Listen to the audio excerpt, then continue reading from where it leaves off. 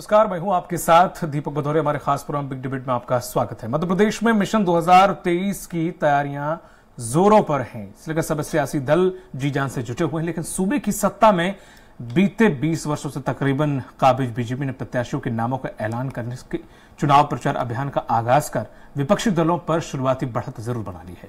एक तरफ बीजेपी ने अपने उम्मीदवारों की दूसरी और तीसरी लिस्ट जारी करके अपने मास्टर स्टॉक से सबको हैरान कर दिया है, तो दूसरी तरफ कांग्रेस में टिकट वितरण को लेकर अभी भी घमासान और मंथन का दौर जारी है। इसी पर चर्चा करें, उससे पहले देख लेते हैं रिपोर्ट। एमपी में बीजेपी तैयार, कांग्रेस को किसका इंतजार? जी हां, मध्य प्रदेश में साल के आखिर में होने वाली सियासी दंगल का मैदान सज चुका है। सूबे की सत्ता में काबिज बीजेपी ने चुनावी चौसर पर अपने अपनी मोहरे बिछाने शुरू कर दिए हैं। उम्मीदवारों की घोषणा से लेकर चुनावी अभियान का आगाज कर बीजेपी ने बाजी मार ली है। बीजेपी ने मध्य प्रदेश में अपने उम्मीदवारों की तीसरी सूची भी जारी कर दी। दूसरी तरफ विपक्षी दल कांग्रेस में टिकटों के वितरण को लेकर अभी भी घमासान है। संगठन में चुनावी चेहरों को लेकर चिंतन और मंथन का दौर जारी है। आलम यह है कि कांग्रेस पार्टी अब तक अपनी पहली सूची तक जारी नहीं कर सकी। दूसरी तरफ बीजेपी ने 39 उम्मीदवारों की अपनी दूसरी सूची जारी करके सियासी गलियारों के साथ साथ अपने ही संगठन में हलचल बढ़ा दी है। बीजेपी ने इस बार पार्टी के राष्ट्रीय महासचिव कैलाश विजयवर्गीय के साथ ही अपने 3 केंद्रीय मंत्री नरेंद्र सिंह तोमर, प्रहलाद सिंह पटेल और फग्गन सिंह कुलस्ते के अलावा 4 सांसद राकेश सिंह, गणेश सिंह, रीति पाठक और उदय प्रताप सिंह को एमपी के सियासी दंगल में उतारकर विपक्ष की मुश्किलें और बढ़ा दी हैं। दरअसल बीजेपी ने अपने दिग्गजों पर दाव लगाकर कांग्रेस पर मनोवैज्ञानिक बढ़त बनाने की कोशिश की है। उनको ऐसा लगता है कि घबराहट है, पर वो अभी होश में है क्या, पूछो जरा। पूरी कांग्रेस बेहोश पड़ी है, जैसे दूसरी लिस्ट आई वैसे। और अब चुनाव के बाद ही होश आएगा सबको, क्योंकि जो हमारे भारतीय जनता पार्टी के गृह मंत्री हैं, जो बहुत चाणक्य हैं वो, और उनसे राजनीतिक लड़ाई लड़ना, ये 100 कमलनाथ जी और 100 दिग्विजय सिंह जी और 100 सुरजेवाला आ जाए तो भी उनके बराबरी नहीं कर सकते। भारतीय जनता पार्टी के हमारे केंद्रीय नेतृत्व ने 39 नए प्रत्याशियों की घोषणा की है। पहले 39 प्रत्याशी घोषित किए थे। हम सब थोड़ा कार्यकर्ता महाकुंभ की तैयारियों में जुट गए थे, लेकिन ये भारतीय जनता पार्टी ही है जो कॉन्फिडेंट होकर के पहले 39 किए, फिर 39 कर दिए। अभी तक 78 कितने होंगे? 78 कार्यकर्ताओं को मैदान में उतार दिया है। ये भारतीय जनता पार्टी के हमारे नेतृत्व का विल पावर है। कांग्रेस, अब कठिनाई यही है कि कांग्रेस अपनी नैरेटिव बनाती है अपनी 4 दीवारों में, अपने 4 लोगों के साथ, अपने 4 प्रश्नों पे। नैरेटिव बंद कमरे में नहीं बनाई जाती, नैरेटिव सीमित लोगों के द्वारा नहीं बनाया जाता, नैरेटिव पृष्ठ पर लिखकर नहीं बनाया जाता। नैरेटिव इस देश की जनता अपने दिलों में अंकित करके बनाती है। और मुझे पूरा विश्वास है कि मध्य प्रदेश की 9 करोड़ जनता के दिलों में, ये मन में मोदी जी हैं जैसे मोदी जी के मन में मध्य प्रदेश। हमारा जो प्रतिपक्ष का खेमा है वो बौखला गया है। पहली जब सूची निकली थी तो किसी को अंदाजा नहीं था कि इतने जल्दी सूची आ जाएगी, तो कांग्रेस सत्ते में आके मौन में चली गई थी। दूसरी सूची आई तो वो बौखला गई। वो जिस स्तरहीन भाषा का वो प्रयोग कर रही है, ये लोकतंत्र के लिए नुकसानदेह है। और यदि वो ये कहते हैं तो मेरे जैसा आदमी कांग्रेस को चुनौती देता है कि फिर वो बताएं कि प्रहलाद पटेल को वो कौन सा वाला मानते हैं, तो मुझे लगता है ज्यादा अच्छा होगा, जनता को फैसला करने में सुविधा होगी। उधर दूसरी तरफ विपक्षी दल कांग्रेस बीजेपी के इस दाव पर तंज कसते नजर आ रहा है। पीसीसी चीफ कमलनाथ ने ट्विटर पर बीजेपी के इस फैसले के जरिए हार पर अंतिम मोहर लगा दी है, ट्वीट किया। दरअसल बीजेपी ने जिन जिन सांसदों को टिकट दिया है वे सभी मध्य प्रदेश के अलग अलग क्षेत्रीय इलाकों का प्रतिनिधित्व करते हैं। इन्हें मैदान में उतारकर बीजेपी ने साफ संकेत दे दिया है कि इस बार पार्टी सामूहिक नेतृत्व में अपनी बेस्ट टीम के साथ चुनाव लड़ने जा रही है और इसलिए वह हर क्षेत्र से एक बड़ा चेहरा विधानसभा चुनाव में उतार रही है। बीजेपी का यह दाव कितना रंग लाएगा ये तो आने वाला वक्त ही बताएगा, लेकिन बीजेपी ने अपने इन दावों से कांग्रेस पर शुरुआती बढ़त जरूर बना ली है। Bureau report, Swaraj express. और इसी मुद्दे पर चर्चा करने के लिए खास पैनल हमारे साथ जुड़ा हुआ है। अजय धवले जी हैं, BJP media panelist. Ajay ji, आपका बहुत बहुत स्वागत है। फिरोज सिद्दीकी जी हैं, कांग्रेस प्रवक्ता। फिरोज जी, आपका भी बहुत बहुत स्वागत है। और हमारे साथ आशीष दुबे जी जुड़े हुए हैं, जो कि वरिष्ठ पत्रकार हैं। आशीष जी, आपका भी बहुत बहुत स्वागत है। जिस तरह से देखा जाए, फिरोज सिद्दीकी जी, एक लिस्ट दूसरी लिस्ट, सभी लिस्ट हैरान कर देने वाली, चौंकाने वाली, खुद बीजेपी के लिए भी यही हैरान कर देने वाली। तीसरी लिस्ट में जरूर एक नाम ही हालांकि शामिल था, तीसरी लिस्ट भी इसे मान सकते हैं। आपकी तरफ से कोई लिस्ट नहीं आ रही, कोई नाम नहीं आ रहा, क्या वजह क्या है? अंतरकलह अभी भी दूर नहीं हुई कि अब तो चुनाव के नजदीक आ गए हम लगभग? आप बताइए हमारे यहाँ अंतरकलह कौन सी है? कब हमारे यहाँ किसके बयान आए हैं? किसको क्या परेशानी है? पूरी पार्टी अभी जन आक्रोश यात्रा निकाल रही है, और हमारी जन आक्रोश यात्रा देख लीजिए, उनकी जन आशीर्वाद यात्रा देख लीजिए।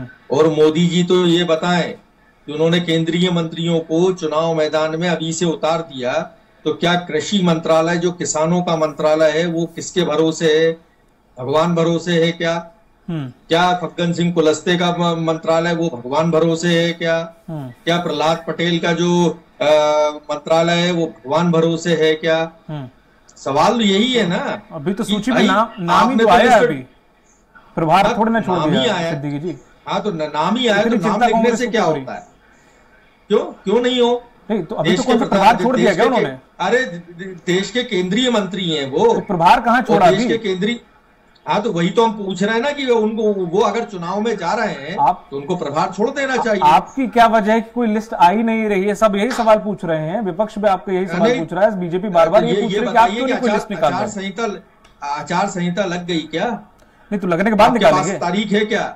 नहीं तो तारीख है क्या आपके पास कि किस दिन फार्म जमा होंगे?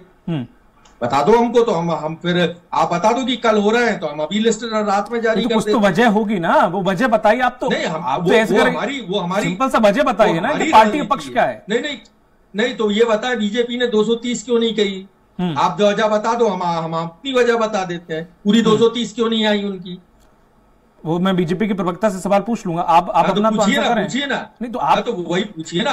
आप वजह तो बताइए कि हाँ ये दिक्कत आ रही है, हम ये सोच रहे हैं, हम ये नहीं सोच रहे। ये तो आप क्वेश्चन कर रहे हैं, आप यहाँ अपनी पार्टी का पक्ष रखने के लिए।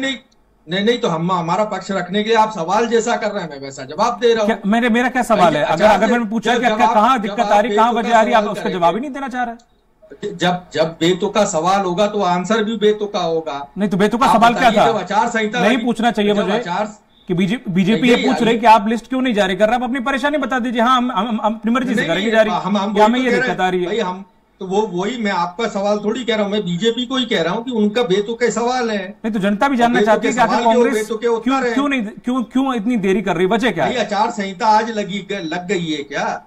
आचार संहिता लगेगी कल लगेगी, तब आप आज जारी करेंगे क्या?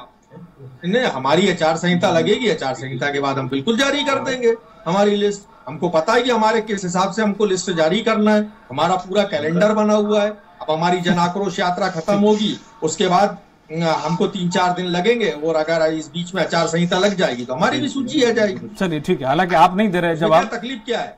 ठीक है, जो भी है। अजय धवले जी, जिस तरह से फिरोज जी सिद्दीकी जी, पता नहीं उनके पास आंसर नहीं है क्या है, वो गोल गोल घुमा रहे हैं, बात का जवाब का देना नहीं चाह रहे। वो सिंपल सी बात है, वो समझ में आ रहा है। आपकी पार्टी के जो लगातार नामों की लिस्ट जारी की जा रही है, इस पे भी बड़ा जो अभी दूसरी लिस्ट आई है चौंकाने वाली है। आपके खुद जो महासचिव कैलाश विजयवर्गीय जी वो भी कह रहे हैं कि यहाँ थोड़ा सा आश्चर्यचकित मैं भी हुआ जो नाम देख के, लेकिन पार्टी जो भी कर रही है बड़ा सोच समझ के कर रही है। तो इस तरह से चौंकाने वाली लिस्ट, ये कौन सा दबाव बनाने की कोशिश कर रहे हैं या फिर खुद दबाव में इसलिए उभरने की कोशिश कर रहे हैं?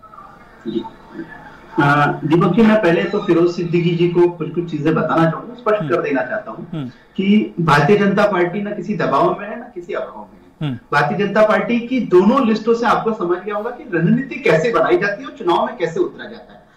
हम आपको ये कह भी लेते कि थोड़ा सा हमसे भी गवर्नेंस सीख लीजिए कि संगठन कैसे चलाया जाता है। हमारी पहली लिस्ट आई 39 प्रत्याशी की, सारी सीटें हम भारतीय जनता पार्टी हार चुकी थी। अभी कल जो दूसरी सूची आई फिर से 39 प्रत्याशियों की, उसमें की 36 सीटें भारतीय जनता पार्टी हारी है और 3 सीटें ऐसी जहां पे हमने विधायक बदले हैं किन्हीं कारणों से। अब आपको देखना है कि रणनीतिक रूप से आपके जितने भी बड़े नेता हैं हम उनको उन क्षेत्रों में भेज रहे हैं जहां पार्टी चुनाव हार चुके। तो आपको देखना पड़ेगा कि जज्बा और जुनून जो भारतीय जनता पार्टी अपने बड़े नेताओं को बोल रही है कि कार्यकर्ता के रूप में आप उन क्षेत्रों में जाइए जहां पार्टी पिछला विधानसभा का चुनाव हार गई है और उन सीटों को जीती है। निश्चित रूप से निरंजन सिंह तोमर जी जैसे दिल्ली जैसी सीट से चुनाव लड़ेंगे तो आजू बाजू की सीटों पर भी प्रभाव पड़ेगा और हमारे कार्यकर्ताओं का उत्साह बढ़ेगा। कैलाश जी अगर इंदौर 1 से चुनाव लड़ते हैं तो इंदौर की सारी सीटों पर प्रभाव होता है। हमारे बड़े नेता राष्ट्रीय महामंत्री है।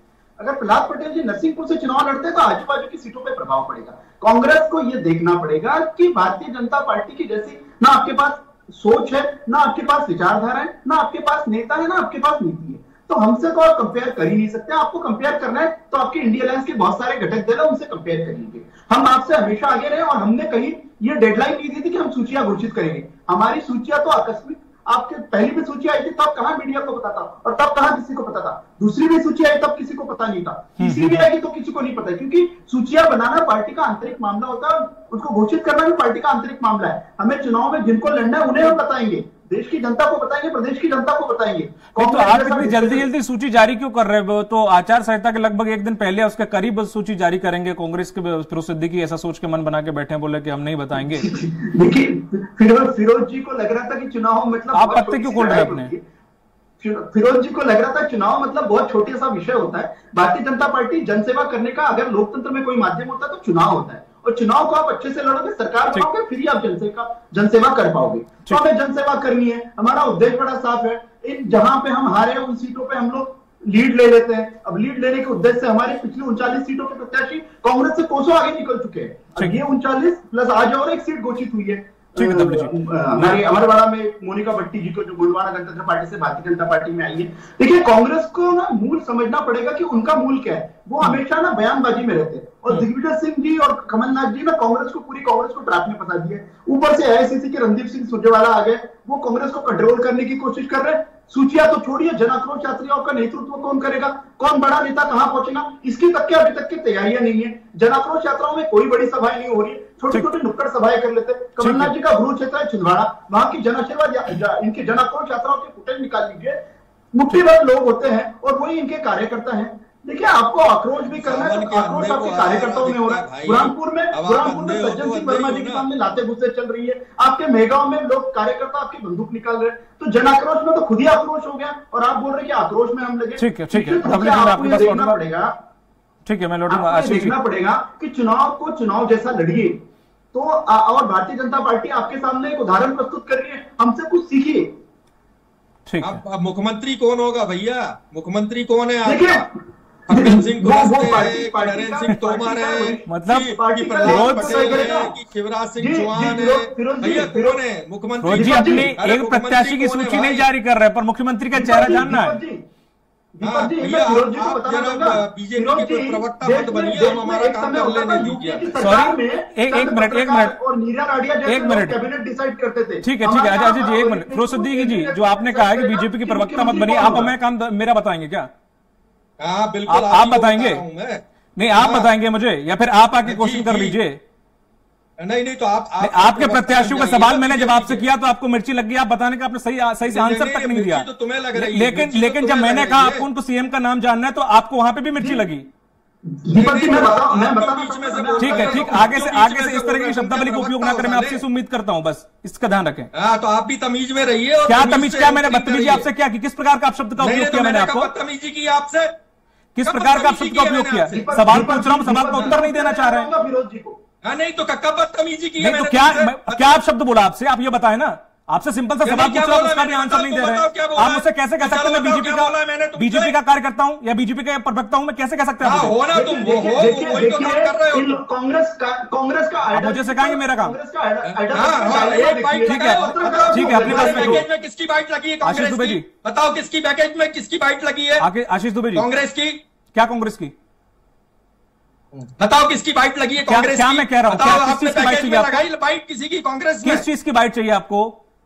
हाँ लगाई क्या तुमने? अरे किस चीज की बाइट चाहिए? आप ये तो बताएं किस चीज की बाइट चाहिए आपको? अरे पहले ये बताओ, आपने किसी की बाइट लगाई होगी ना पैकेज में? बीजेपी की तो 5 आदमी की लगा दी, हमारी क्यों नहीं लगाई इसमें? अच्छा आप इस वजह से नाराज हैं? इस वजह से नाराज नहीं है। ठीक है जो सवाल मैं कर रहा हूँ, मैं बीजेपी का सवाल कर रहा हूँ, आप ठीक है आपकी बाइट नहीं लगी। मैं स्पेशली कहूँ कांग्रेस की बाइट जरूर लगनी चाहिए जब भी कोई पैकेज बने। चलो मैं तो आप सीख लो, पैकेज लगाना सीख लो। ये आप मत सिखाइए। नहीं हमको नहीं सिखाइए। स्वराज एक्सप्रेस अच्छी तरह जानता है, कब क्या कहाँ क्या लगा? हाँ, आशीष दुबे जी। हाँ, मुझे वो मैं भी स्वराज एक्सप्रेस में 5-7 साल से आ रहा हूँ। ठीक है, अच्छी बात है, मोस्ट वेलकम, आप हमेशा आते रहिए सर। आशीष जी। जी जी। जिस तरह से मैंने सवाल जो फिरोज सिद्दीकी जी से किया कि क्या वजह है आखिर कांग्रेस, सब लोग जानना चाहते हैं, चाहे वो मध्य प्रदेश की जनता हो, कि कांग्रेस कहां लेट लतीफी कर रही है।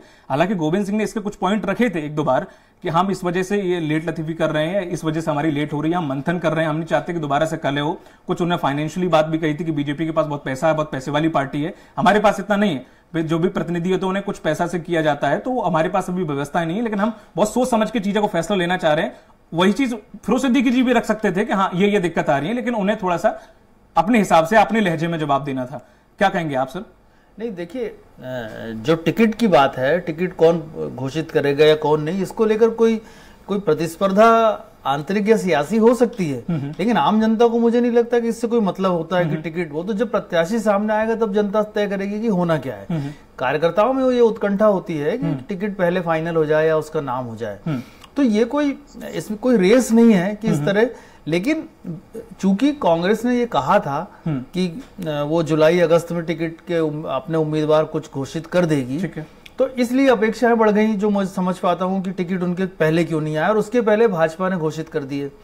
तो चूंकि ये जो चुनाव है काफी लगता है काफी टफ चुनाव होने वाला है, इसलिए, और भाजपा को ये लगता है कि 2018 में जो जनादेश उसको मिला था वो पर्याप्त नहीं था, उसके बाद वो सत्ता में जिस तरह से वापस आई, हो सकता है वो सब, तो उन सब चीजों को देखते हुए उसने जल्दी तैयारियां करी और उसको जल्दी सिरे चढ़ाया। कांग्रेस, जो मैं 7-8 चुनाव तो मैंने देखे हैं, कांग्रेस हमेशा कहती है कि हम अगस्त सितंबर या जल्दी 2-3 महीने पहले देंगे, लेकिन वो नहीं देते हैं टिकट। उनका अपनी एक पार्टी का अपना मैनेजमेंट है, जिस तरह से काम होता है। अभी तो उनकी स्क्रीनिंग कमेटी की एक बैठक हुई है दिल्ली में, अभी सीईसी की उनकी बैठक होना बाकी है, तो ये बहुत बड़ा प्रोसेस है। और कमलनाथ ने भी कल कहा है कि हम जातीय समीकरण और बहुत सारे समीकरणों को देख के फैसला करेंगे। तो टिकट मुझे नहीं लगता महत्वपूर्ण है, महत्वपूर्ण ये है कि जब कांग्रेस टिकट तय कर लेगी, चुनाव घोषित होने के बाद करे, पहले करे, नामांकन के एक दिन पहले करे, ये उसका मैटर है। लेकिन सवाल ये है कि जब वो टिकट तय करेगी तो वो टिकट कैसे होंगे। ये निश्चित तौर पे हर पार्टी को लगता है कि अगर वो पहले टिकट देगी तो डैमेज भी हो सकता है, फिर डैमेज कंट्रोल में बहुत ऊर्जा लगानी पड़ती है, फिर क्या है भगदड़ होती है, आया राम गया राम वाली स्थितियां बनती है। तो मुझे ये लगता है इस सब को सोच के कांग्रेस चाह रही है। और बीजेपी जो है, जो टिकट पहले घोषित कर रही है, तो निश्चित तौर पे इससे बीजेपी, आप देखिए कि इसके पहले 2 महीने से 4-5 केंद्रीय मंत्री भी मध्य प्रदेश में काम कर रहे हैं, लगातार दौरे कर रहे हैं। तो भाजपा ने इस चुनाव को बहुत मुझे लगता है बहुत प्रेस्टीज का इशू बनाकर लिया है। और कल जो सूची आई है वो बहुत चौंकाने वाली है। भाजपा के लोग इसका किसी भी तरह से मतलब एलाबोरेट करें इसको, लेकिन ये सच है कि ये सूची उनके लिए भी बहुत चौंकाने वाली है। राजनीतिक पर्यवेक्षकों के लिए भी यही स्थिति है कि ये जो सूची है जिसमें 7 सांसदों को मौजूदा चुनाव लड़ाया जा रहा है, अभी तक इक्का दुक्का ऐसा हुआ करता था हर दल में, तो ये बहुत बड़ा मामला है। और ये अपने आप में बताता है कि ये चुनाव जो है कितना कठिन हो सकता है दोनों ही दलों के लिए। क्योंकि देखिए, पिछले चुनाव के नतीजों के साथ ही अगले चुनाव की तैयारी होती है, तो उस हिसाब से 2018 का चुनाव दोनों दलों के लिए केस स्टडी की तरह है। इसलिए ये सारी चीजें जो हैं, और कांग्रेस जो है कर रही है, तो इसके पीछे मुझे सावधानी ज्यादा नजर आती है कि वो सत्तारूढ़ एक बड़ी पार्टी के सामने, एक बड़ी मशीनरी के सामने एक व्यवस्थित तरीके से या बहुत बचा के, डैमेज और नुकसान से बचा के वो रास्ता निकालना चाहते हैं। तो ये उनका अपना वो है। ठीक, फिरोज जी, जिस तरह से अभी जो हाल ही में जो दूसरी सूची जारी हुई है, जिसमें उन्होंने अपने सभी केंद्रीय मंत्रियों 7 सांसद उतार दिए हैं, तो इससे क्या वाकई जो आपकी तकरीबन जो भी नामों पे मंथन हुआ हो उन सीटों पे कुछ फेरबदल या फिर से मंथन होगा कि नहीं, हम इनके सामने जो प्रत्याशी पहले से हमने चूज कर रखा था वही उतरेगा, कोई फर्क नहीं पड़ता? देखिए, हर चुनाव की रणनीति अलग अलग होती है और हर चुनाव के समीकरण अलग अलग होते हैं। हमने भी हमारी पूरी सूची एक्सरसाइज करके उसको कंप्लीट कर रखी है। सीईसी की सेंट्रल इलेक्शन कमेटी की हमारी एक बैठक हो चुकी। मध्य प्रदेश में हमारा पूरा 230 सीटों का रणदीप सुरजेवाला जी और भंवर जितेंद्र सिंह जी ने बैठ के उसकी पूरी रूपरेखा बना रखी है। सब हमने लोगों से चर्चा कर रखी है। एआईसीसी का सर्वे अलग और प्रदेश कांग्रेस कमेटी का सर्वे अलग, जिला कांग्रेस कमेटी और हमारे प्रभारियों का सबके सर्वे हमारे पास रखे हैं। अब हमें बहुत सारी चीजों में भारतीय जनता पार्टी के सामाजिक समीकरणों के साथ चलना है आगे। दूसरा, अभी हमको बहुत सारी चीजें ऐसी भी हैं कि आचार संहिता लगने के बाद हम उनको देखेंगे और आगे बढ़ेंगे। जिन जिन को हमें चुनाव लड़ाना है वो हमारे सारे कैंडिडेट मैदान में हैं, वो काम कर रहे हैं। लोग एक दिन से तो है नहीं, सालों से वो काम कर रहे हैं। और हमको ये भी ध्यान रखना है कि अगर 4 आदमी टिकट मांग रहे हैं तो एक को हम टिकट देंगे, बाकी के 3 को कहीं एडजस्ट करेंगे। ये सारी कवायद हम कर चुके हैं। अब भारतीय जनता पार्टी 1 महीने पहले एक दी और अब दूसरे महीने पहले दूसरी दी, और उनके यहाँ मैनेजमेंट हो नहीं रहा है। भाग गई वो अर्चना गुड्डू सिंह, कह चुकी कि मैं तो चुनाव लड़ूंगी। ममता मीणा छोड़ के भाग गई, रोशनी यादव कांग्रेस में आ गई, तो और उमा भारती है, ये सब लोग हैं। जिस तरीके से उनके चीजें फैल रही हैं, और 2 आदमी मिलकर पार्टी चला रहे हैं। यहाँ हम सबको साथ सामंजस्य बना रहे हैं। जब हम टिकट दे देंगे तो फिर टिकट दे देंगे, और लोग कोई उसमें से हमारी धड़ेबाजी नहीं होना चाहिए, कोई आवाज नहीं आना चाहिए। सब सामंजस्य के साथ मिलकर आगे काम करें। इसलिए अभी हमारा थोड़ा सा काम और बाकी रह गया है चुनाव आचार संहिता के आसपास। मैं ऐसा समझता हूं कि हम सूची अपनी जारी कर दें। ठीक है, बड़ी खूबसूरती से आपसे आंसर दिया, यही उम्मीद थी आपसे। एक सवाल और फिरोज जी, कि जिस तरह से कहते हैं कि कोई भी कैंडिडेट होता है उसे वक्त थोड़ा सा चाहिए होता है अपनी विधानसभा में थोड़ा सा लोगों से जुड़ने के लिए, एक फेस जब आता है तो हालांकि आज भी सीएम कमलनाथ ने ऐसा कहा है कि हम इंडिकेशन हल्का सा दे चुके हैं उन लोगों को, तो क्या इस तरह से उन्हें ऐसा नहीं लगता कि थोड़ा सा वक्त कम मिलेगा, या फिर उस तरह से आप प्रिपरेशन करके बैठे हुए हैं कि हाँ भले ही एंड वक्त पे बोले उन्हें पर्याप्त समय मिल जाएगा? जो भी नाम बिल्कुल पर्याप्त समय हम ये ध्यान रखेंगे, जैसा कि एक अखबारों में छप रहा है कि 9 तारीख को आचार संहिता लगेगी, 29 नवंबर को जो है, अभी इलेक्शन कमीशन जानता है, मुझे तो नहीं पता, लेकिन जो बहुत सारी चीजें सामने आने लगती है। 29 नवंबर को वोटिंग हुई, तो जब 9 अक्टूबर को ये आचार संहिता लगेगी, जिसको हमें चुनाव लड़ाना है, मैंने पहले ही कहा, वो लोग मैदान में पहुंच गए। अब हम सूची जो है ऑफिशियली घोषित उस तरीके से करेंगे, क्योंकि हमें भारतीय जनता पार्टी के सामाजिक समीकरणों का ध्यान रखना। अब प्रहलाद पटेल आ गए, तो अब हमको उस तरीके से अपनी कवायद करके आसपास की 4-5 सीटों में उस तरीके से चलना पड़ेगा। तो ये कांग्रेस जो है एक एक कूप के कदम रख रही है। कमलनाथ जी का जो अनुभव है, सुरजेवाला जी का अनुभव है, दिग्विजय सिंह जी का अनुभव है, हम इस अनुभव के साथ में आगे बढ़ रहे हैं। इसका मतलब ये नहीं है कि भारतीय जनता पार्टी हमारे ऊपर बेतुके प्रश्न करने लगे कि साहब ये तो सूची जारी नहीं कर पा रहे, इनके घमासान है, इनके असमंजस है। ऐसा कोई भी मुद्दा कांग्रेस में नहीं है। आज की तारीख में हम जितनी लाइंड अप होके और एक नेतृत्व के आगे, मतलब कमलनाथ जी का चेहरा लेके काम कर रहे हैं, वो भारतीय जनता पार्टी नहीं कर पा रही। ठीक है धवले जी, समय चूंकि कम है, संक्षिप्त में उत्तर दीजिएगा। जो आप कर रहे हैं यहाँ पर, जिस तरह से आपने सांसदों को नीचे उतारा है एज अ विधायकी के तौर पे, उन्हें प्रत्याशी बनाया है, या आप एक्सपेरिमेंट कहीं ना कहीं आप बंगाल में भी कर चुके हैं जहां पर बहुत बुरा रिजल्ट नहीं आया था, और क्या ऐसा कुछ अगर यहाँ पे आया तो जिन विचारों को आपने सांसदों को विधायकी के तौर पर उतारा है उनका तो लगभग करियर ही खत्म हो जाएगा अगर विधानसभा चुनाव हार गए तो? देखिए दीपक जी, हमने हमारे सांसदों को और केंद्रीय मंत्री को हारी हुई सीटों पे उठाया, तो हमारा जज्बा और जुनून तो आप देख रहे हैं। मैं फिरोज जी की एक बात के बड़ा सहमत हूँ। फिरोज जी ने कहा कि कांग्रेस पार्टी का बड़ा कुनबा है। देखिए 50 उपाध्यक्ष और 150 महासचिव है, तो इनको अपना घर संभालना, और फिरोज जी सही भी बात है, पता चले टिकट इधर सूची जारी कर दे और वहां पार्टी में फिर से जनाक्रोश शुरू। धवले जी, घर तो आप संभालने के लिए इतनी बड़ी कवायद कर रहे हैं, ये तो घर संभालने वाली तो आप कर रहे हैं, ये फेरबदल हमारा इधर अंदर भी और लोकसभा में भी। हमारा घर लोकसभा में भी संभला हुआ है। हमारा घर, वो समीकरण तो आप यहाँ पे बिठाने की कोशिश कर रहे थे बड़ी कवायद में। 20 वर्षों से मध्य प्रदेश में भी संभला हुआ है। हम दीपक जी, भारतीय जनता पार्टी, पुनः मैं आपको बताना चाहता हूँ, भारतीय जनता पार्टी ऐसा दल है जो चुनाव को बड़ा सीरियसली लेता है। दिख रहा है काफी ज्यादा सीरियसली लिया। कल्याण की राजनीति करनी है, अब उसका माध्यम चुनाव है, तो चुनाव तो अच्छे से लड़ेंगे ना। चुनाव कोई हम आईपैक को काम दे देंगे और कोई बाहर की एजेंसी आके काम करेंगे नहीं। चुनाव तो पार्टी और खुद के संगठन को लड़ना है। कांग्रेस में हो रहा है। अब रणदीप सिंह सुरजेवाला की रणनीति बता रही है। रणदीप सिंह सुरजेवाला खुद विधानसभा का चुनाव हारे हुए नेता है, वो क्या कांग्रेस की रणनीति बनाएंगे? ये दिग्विजय सिंह जी की बात कर रहे हैं, खुद लोकसभा का चुनाव हारे हुए नेता है। तो इनको थोड़ा सा ये भी समझना पड़ेगा कि उनके साथ में आइडियोलॉजिकल तो इम्बैलेंस है ही, नेतृत्व की बड़ी कमता है, नेतृत्व की बड़ी कमी है। जब इतनी ही कमजोर है या इतना ही ऐसा है कि ये चुनाव हार गया, वो चुनाव हार गया, तो सर फिर इतनी कवायद इतनी क्यों? जमीन खिसकती हुई नजर आ रही, तो आपने योद्धाओं में जहां पे वो आज किसी ने स्टेटमेंट दिया तमंचे की जरूरत है, वहां आप तोप उतार रहे हो।